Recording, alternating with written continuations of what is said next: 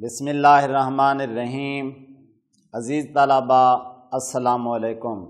Second year Urdu کے 12ویں lecture کے ساتھ فاروق احمد حاضر خدمت ہے۔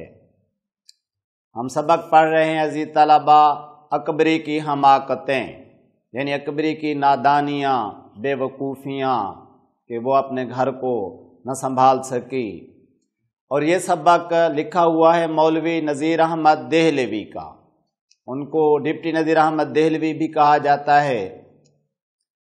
اور صنف کے اعتبار سے یہ سبق ہے ناول، ہم اس کو ناول نگاری بھی کہہ سکتے ہیں، ناول نویسی بھی کہہ سکتے ہیں، اور مطلقاً ناول بھی کہہ سکتے ہیں۔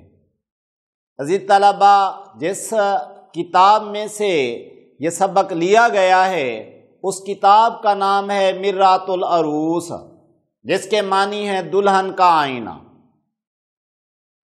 تو اس سبق کا فرسٹ ہاف ہم پڑھ چکے، سیکنڈ ہاف وہیں سے میں ابتدا کرتا ہوں، پیج نمبر 28۔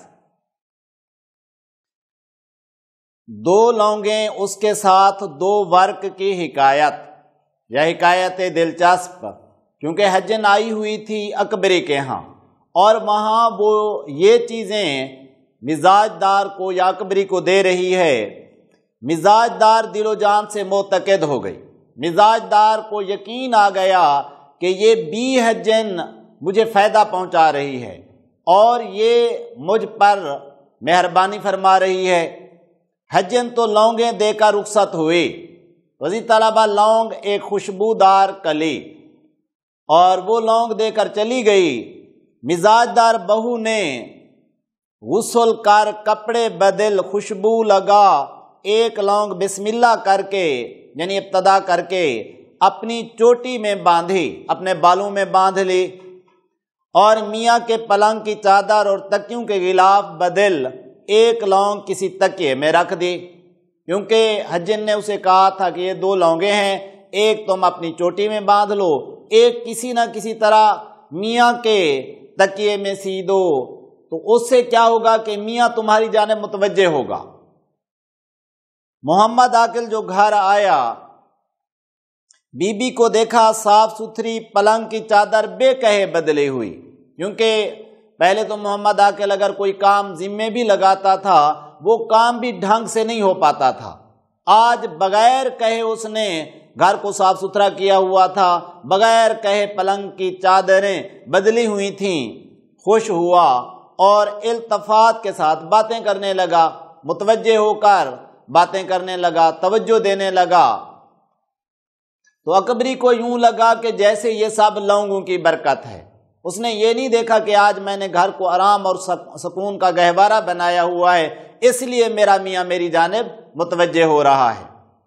مزاج دار نے کہا دیکھو ہم نے آج ایک چیز مول لی ہے، یعنی آج ہم نے ایک چیز خریدی ہے، یہ کہہ کر ازار بند دکھایا۔ محمد عاقل نے کہا کتنے کو لیا ہے؟ مزاج دار نے کہا تم ماں کو، یعنی مزاج دار نے کہا تم بیان کرو، تم اندازہ لگاؤ، تم اس کی قیمت بتا دو، تم تخمینہ لگاؤ کتنے کا ہے۔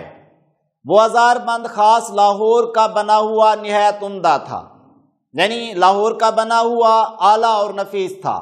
عزیز طلباء، یہ بھی ایک سائیکی ہے، نفسیاتی تقاضا ہے کہ ایک آدمی اگر ایک شہر میں بیٹھ کر کسی دور دراز کے شہر کا حوالہ دیتا ہے تو اس چیز کی قیمت بڑھ جاتی ہے۔ یہ ناول لکھا جا رہا تھا دلی میں، اور وہاں سے بتایا جا رہا ہے کہ یہ ازار بند آیا ہے لاہور سے۔ چوڑا چکلا کلا بتوکی، یعنی ایک تو وسعت والا تھا اور دوسرا یہ تھا کہ اس پر سونے چاندی کے تار استعمال کیے گئے تھے، سونے چاندی کے تاروں کا کام اس پر ہوا تھا۔ لچھے دار ہڑیں، لچھے دار گانٹھیں۔ محمد عاقل نے کہا 2 روپے سے کسی طرح کم نہیں، یعنی یہ 2 روپے کا ہوگا تقریباً، اس سے کم ہے ہی نہیں۔ مزاج دار، اب یہ ان کا آپس میں مکالمہ چل رہا ہے، مزاج دار 4 آنے کو لیا ہے۔ محمد عاقل تمہارے سر کی قسم، مزاج دار کہتی ہے 4 آنے کو لیا ہے۔ محمد عاقل سچ کہو، مزاج دار تمہارے سر کی قسم 4 ہی آنے کو لیا ہے، یعنی میں جو کہہ رہی ہوں وہ ٹھیک ہے، 4 آنے کو میں نے لیا ہے، اس سے زیادہ قیمت میں نہیں لیا، محمد عاقل بہت سستا ہے، کہاں سے مل گیا؟ مزاج دار ایک حجن بڑی نیک بخت ہے، بہت دنوں سے گلی میں آیا کرتی ہے، کسی بیگم کا ہے بیچنے کو لائی تھی، یہ کہہ کر وہ دوسری چیزیں جو حجن لائی تھی، تبرکات، وہ چیزیں یا ان چیزوں سے متعلق اکبری اپنے میاں کو بتانے لگی، یہ کہہ کر سرما، ناد علی، ناد علی ایک دعا ہے جس میں حضرت علی رضی اللہ تعالیٰ عنہ کو پکارا جاتا ہے، فیروزے کی انگوٹھی، وہ فیروزے کی انگوٹھی جو تحفۃً حجن نے اکبری کو دی تھی، مزاج دار نے دکھائی۔ تما ایسی چیز ہے، یعنی لالچ ایسی چیز ہے کہ بڑا سیانہ آدمی بھی دھوکہ کھا جاتا ہے، عقل مند آدمی کی عقل پر پردہ پڑ جاتا ہے۔ جنگلی جانور، مینا یعنی فاختہ، طوطا، لال بھی چڑیا کی طرح کا ایک چھوٹا سا پرندہ ہے جو بڑی خوش الحانی کے ساتھ بولتا ہے اور لوگ اسے گھروں میں پالتے ہیں۔ بلبل آدمی کی شکل سے بھاگتے ہیں، یعنی یہ پرندے ہیں، انسان کو دیکھ لیں، آدمی کو دیکھ لیں، خوف زدہ ہو جاتے ہیں اور اڑ جاتے ہیں، لیکن دانے کی طمع سے، یعنی دانے کے لالچ میں جال میں پھنس جاتے ہیں اور زندگی بھر قفس میں قید رہتے ہیں، یعنی پھر زندگی بھر پنجرے کے اندر قید رہتے ہیں۔ اسی طرح محمد عاقل اپنا فائدہ دیکھ کر خوش ہوا، اور جب مزاج دار نے کہا کہ محجن بیگم کا تمام اسباب یعنی سامان جو بکنے کو نکلے گا میرے پاس لانے کا وعدہ کر گئی ہے، یعنی مجھے کہہ گئی ہے کہ جو بھی چیز بیگم صاحبہ بیچیں گی پہلے میں وہ تمہارے پاس لایا کروں گی، اور اگر تم نے نہ خریدی پھر کوئی اور۔ تو محمد عاقل نے کہا ضرور دیکھنا چاہیے، لیکن ایسا نہ ہو چوری کا مال ہو، پیچھے خرابی پڑے، اور ہاں حجن کوئی ٹھگنی نہ ہو، ٹھگنی، ٹھگ باز، فریب، فراڈ کرنے والی۔ مزاج دار نے کہا خدا خدا کرو۔ خدا خدا کرنا بیٹا ہے محاورہ، یعنی اللہ کا نام لو، یہ کیا غلط باتیں سوچ رہے ہو، کیا غلط بات کہہ رہے ہو؟ وہ حجن ایسی نہیں ہے، یعنی وہ تو نیک عورت ہے، وہ تو پارسا عورت ہے، وہ تو نیک بخت عورت ہے، وہ ایسی نہیں ہے کہ ہم اسے ٹھگنی کہیں یا مکارہ کہیں۔ غرض بات گئی گزری ہوئی، یعنی بات پھر وہ بھول گئے۔ محمد عاقل سے جو ایسی باتیں ہوئیں، لوگوں پر مزاج دار کا اعتقاد جم گیا، یعنی وہ کہہ کر گئی تھی کہ لوگ اتنے بابرکت ہیں کہ تمہارا میاں تمہاری جانب متوجہ ہوگا اور تم سے ہنسی خوشی باتیں کرے گا اور تمہارا تابع فرمان بن جائے گا۔ آج اکبری کو یقین ہونے لگا کہ یہ سب لوگوں کی برکت سے ہے۔ اگلے دن زلفن کو بھیج، زلفن اکبری کی ملازمہ، حجن کو بلوایا، اور آج مزاج دار بیٹی بنی اور حجن کو ماں بنایا، یعنی ایک اجنبی عورت کو اپنی ماں کا درجہ دے دیا اور اس کی بیٹی بن کر بیٹھی، اور جزو کل سارا حال اس کو دینے لگی اور گھر کا سارا سامان اس کے حوالے کیا۔ رات کے وقت محمد عاقل سے پھر حجن کا ذکر آیا۔ محمد عاقل نے کہا دیکھو ہوشیار رہنا، اس بھیس میں کٹنیاں یعنی مکار عورتیں اور ٹھگنیاں بہت ہوا کرتی ہیں، لیکن تما نے خود محمد عاقل کی عقل پر ایسا پردہ ڈال دیا کہ اتنی موٹی بات وہ نہ سمجھا، یعنی واضح بات تھی کہ ایسے اگر کوئی مہربانیاں کر رہا ہے تو ایسے نہیں کر رہا، کوئی لالچ ہے، کوئی تما ہے کہ 2 روپے کا مال 4 آنے میں کوئی بے وجہ بھی دیتا ہے۔ محمد عاقل کو مناسب تھا کہ قطعاً حجن کے آنے کی ممانعت کرتا، ممانعت کرنا، منع کرنا، روک دینا، یعنی وہاں سختی سے کہہ دیتا کہ خبردار حجن کو آئندہ گھر میں نہ آنے دینا، اور جو چیزیں اسے لی ہوئی ہیں اسے واپس کر دو، اور کبھی وہ گھر کے اندر انٹر نہ ہو، داخل نہ ہو، اور سب چیزیں اس کی پھروا دیتا، یعنی واپس کروا دیتا۔ مزاج دار کو اتنی عقل کہاں تھی، وہ تو تھی ویسے بیوقوف، احمق، نادان، کہ اس بات کی تہ کو سمجھتی یا اس بات تک جا پہنچتی۔ کئی دن کے بعد مزاج دار نے حجن سے پوچھا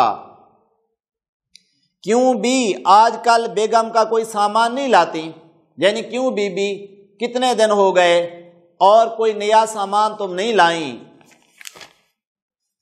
حجن نے جان لیا کہ اس کو اچھی چال لگ گئی ہے، یعنی اس کو بڑا مزہ آ گیا ہے کہ یہ ساری چیزیں مفت میں مل رہی ہیں۔ کہا تمہارے ڈھاب کی کوئی چیز نکلے تو لاؤں، یعنی میں چیزیں بیچ رہی ہوں لیکن تمہاری پسند کے مطابق کوئی چیز ہے نہیں، اور اگر کوئی چیز آئی تو میں پہلے تمہارے پاس لاؤں گی۔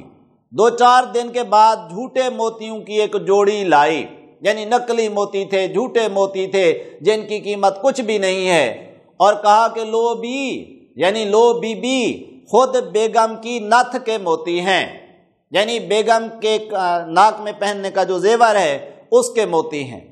نہیں معلوم 1000 کی جوڑی ہے یا 500 کی، یہ لفظ لکھا ہوا ہے 500، پڑھا جاتا ہے 500، اصل میں 500 ہے۔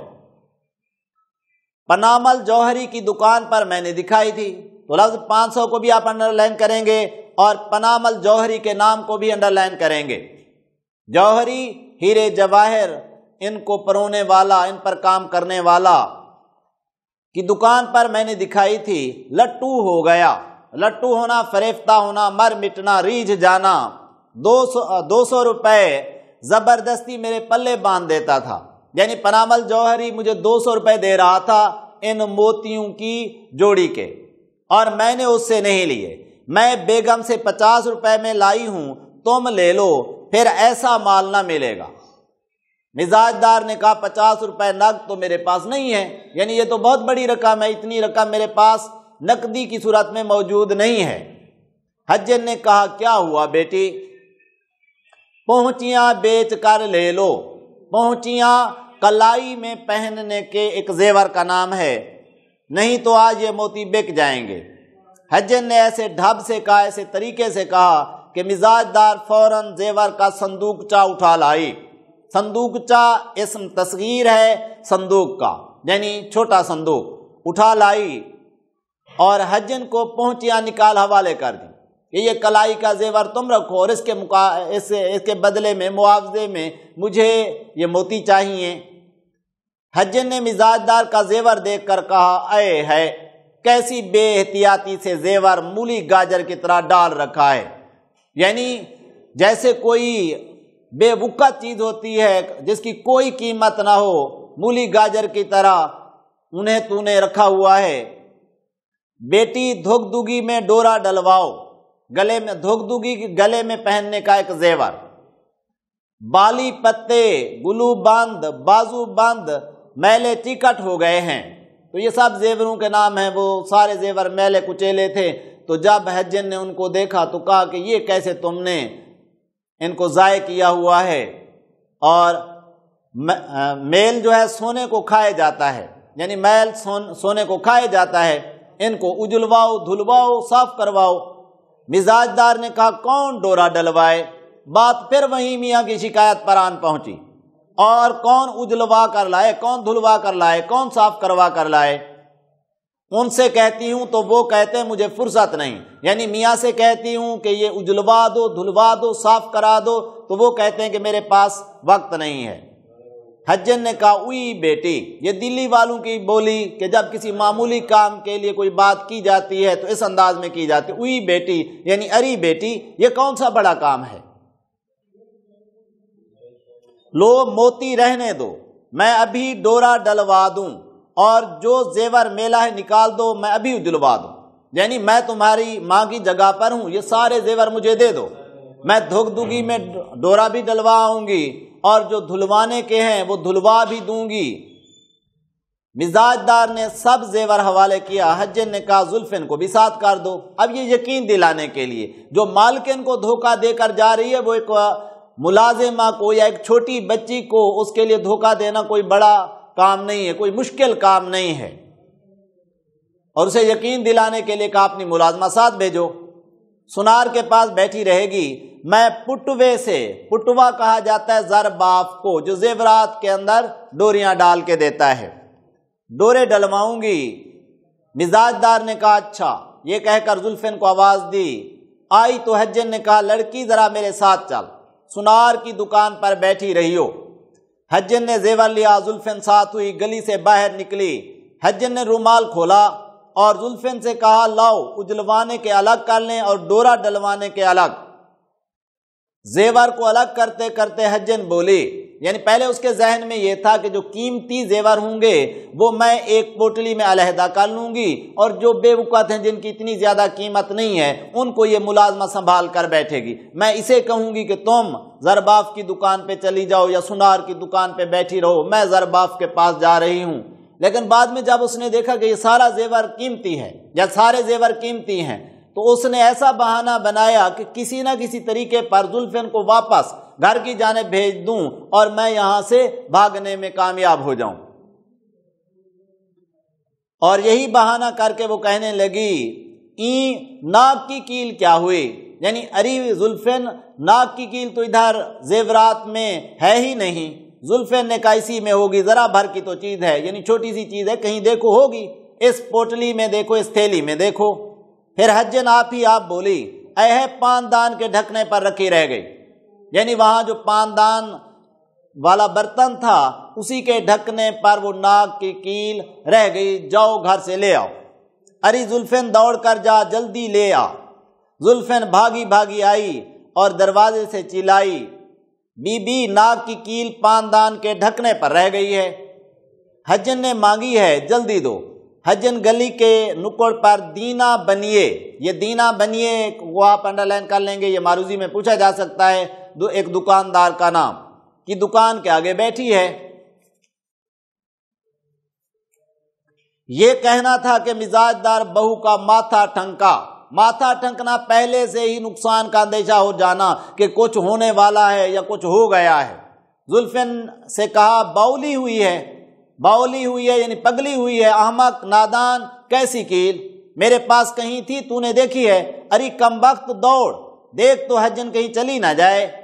زلفین الٹے پاؤں دوڑی گئی، حجن کو ادھر ادھر دیکھا، کہیں پتہ نہ تھا۔ مزاج دار سے آ کر کہا بی حجن کا تو کہیں پتہ نہیں، میں بازار تک دیکھ آئی، اتنی دیر میں نہیں معلوم کہاں غائب ہو گئی۔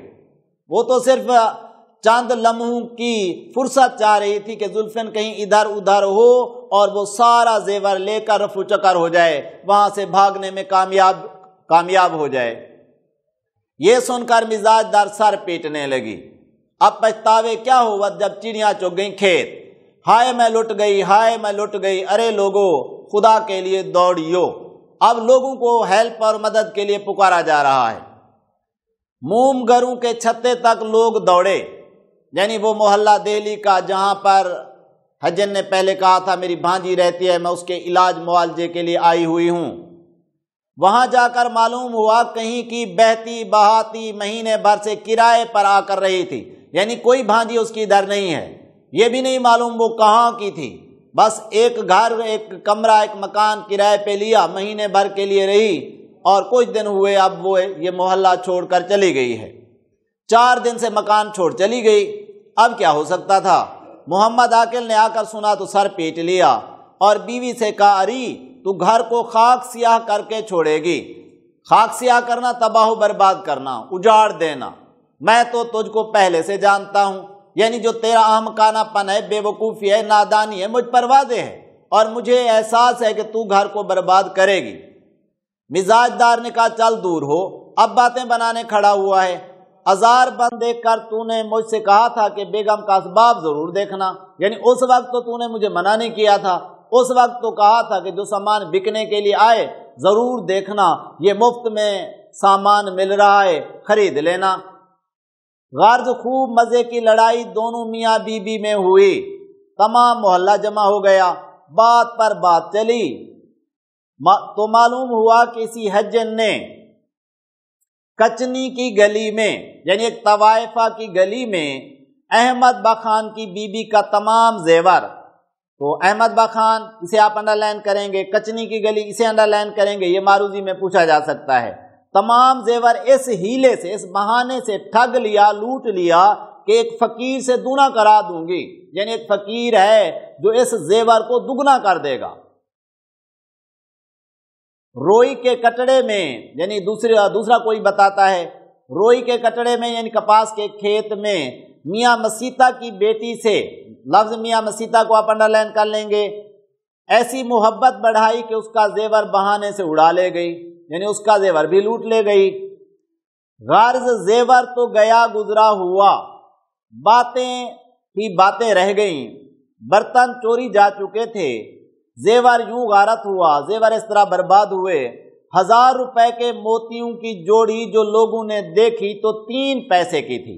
لفظ 3 پیسے کو آپ انڈر لائن کر لیں گے۔ تھانے میں اطلاع ہوئی، لوگوں نے بطور خود یعنی خود کوشش کر کے بہت ڈھونڈا، بہت تلاش کیا، حجن کا سراغ نہ ملا پر نہ ملا، یعنی حجن کہیں انہیں نہیں ملی، سراغ ڈھونڈنا، تلاش کرنا، پتہ۔ اکبری کو جہیز میں جو کپڑے ملے تھے ان کا حال سنیے۔ جب تک ساس کے ساتھ رہیں، ساس 10ویں دن نکال کر دھوپ دے دیا کرتی تھیں۔ شروع برسات میں الگ ہو کر رہیں، کپڑوں کا صندوق جس کوٹھڑی میں جس طرح رکھا گیا تھا تمام برسات گزر گئی، اس کو دیکھنا نصیب نہ ہوا، وہیں اسی طرح رکھا رہا۔ جاڑے کی آمد یعنی سردیوں کی آمد میں 2 لائی کی ضرورت ہوئی۔ 2 لائی ایسی رضائی جس کے اندر روئی بھری ہوئی ہو، تو صندوق کھولا گیا، بہت کپڑوں کو دیمک چاٹ گئی تھی، یعنی بہت سے کپڑوں کو دیمک کھا گئی تھی۔ چوہوں نے کاٹ کاٹ کر بغارے ڈال دیے تھے، بغارے کہتے ہیں سوراخ، کوئی کپڑا سلامت نہیں بچنے پایا۔ تو مولوی نذیر احمد دہلوی کہتے ہیں کہ اس نے اپنی ناسمجھی کی بنیاد پر، بد انتظامی کی بنیاد پر اور اپنے پھوہڑ پن کی بنیاد پر اپنے گھر کو برباد کر کے رکھ دیا۔ آگے لکھتے ہیں، اکبری کا جتنا حال تم نے پڑھا اس سے تم کو معلوم ہوا ہوگا کہ اکبری کو نانی کے لاڈ پیار نے زندگی بھر کیسی مصیبت یعنی آفت میں رکھا۔ یہ معروضی میں پوچھا جاتا ہے کہ اکبری کو کس کے لاڈ پیار نے بگاڑا، تو نانی کے لاڈ پیار نے۔ لڑکپن میں اکبری نے نہ کوئی ہنر سیکھا، نہ کچھ اس کے مزاج کی اصلاح ہوئی۔ اگر وہ کوئی ہنر سیکھ کے آتی، گھر کا نظم و نسق سنبھالنے کا طریقہ سیکھ کر آتی، انتظام اچھے طریقے پہ کر سکتی اور بڑوں کا احترام سیکھ کر آتی، ساس سسر سے علیحدہ ہو کر نہ رہتی، تو اس کا گھر جنت کا گہوارہ بن سکتا تھا اور آرام سے وہ اپنی زندگی بسر کر سکتی تھی۔ جب اکبری نے ساس سے جدا ہو کر الگ گھر کیا، برتن بھانڈا، کپڑا، زیور سب کچھ اس کے پاس موجود تھا، کیونکہ خانہ داری کا سلیقہ نہیں رکھتی تھی، گھر کو چلانے کا طریقہ اسے آتا نہیں تھا۔ چند روز میں تمام مال و اسباب یعنی یہ سارا سامان خاک میں ملا دیا، برباد کر بیٹھی، اور ایک ہی برس میں ہاتھ کان سے ننگی رہ گئی، یعنی زیور وغیرہ سب گئے۔ اگر محمد عاقل بھی اسی کی طرح احمق، نادان، بے وقوف اور بد مزاج ہوتا، چڑچڑا ہوتا، تو شاید ایک دوسرے سے قطع تعلق ہو جاتا، یعنی تعلق رہتا ہی نہ، تعلق ٹوٹ جاتا۔ لیکن محمد عاقل نے ہمیشہ عقل و شرافت کو برتا، کیونکہ اس نے دیکھا کہ سامان اسباب اگر برباد ہو گیا ہے تو کم از کم مجھے گھر کو بچانا چاہیے، گھر کو بسانا چاہیے، اسے اجڑنے نہیں دینا چاہیے۔ اور ایک عزت دار آدمی کی کوشش یہی ہوتی ہے۔ ہم اکبری کے اتنے، مولوی نذیر احمد دہلوی کہتے ہیں کہ ہمیں اکبری کے اتنے حالات معلوم ہیں، لکھنے پہ آئیں تو کئی کتابیں لکھ ڈالیں، ویسی 3-4 کتابیں بن جائیں، مگر اکبری کے حالات پڑھنے سے کبھی تو غصہ آتا ہے اور کبھی طبیعت کڑھتی ہے۔ طبیعت کا کڑھنا، افسوس ہونا، دکھ ہونا، اس سے اس کے زیادہ حالات لکھنے کو جی نہیں چاہتا۔ عزیز طلبہ، مولوی نذیر احمد دہلوی نے یہ ناول لکھ کر مسلمان بچیوں کی اصلاح کرنا چاہی۔ اس میں 2 بہنوں کا ذکر کیا، ایک کو سگڑ خاتون دکھایا اور اس کا نام دیا اصغری کا، اور دوسری کو انہوں نے پھوہڑ خاتون دکھایا اور اسے نام دیا اکبری کا۔ اور اس ناول میں وہ یہ واضح کرنا چاہتے ہیں کہ جو بہتر طریقے پر اپنے گھر کو گھر کر لے تو ان کا گھر جنت کا گہوارہ بن جاتا ہے، اور جو بد انتظامی کے سبب اپنے گھر کے اسباب کو برباد کر بیٹھے تو میاں بیوی کے لڑائی جھگڑے، تو گھر جو ہے وہ دوزخ کا نمونہ بن جاتا ہے۔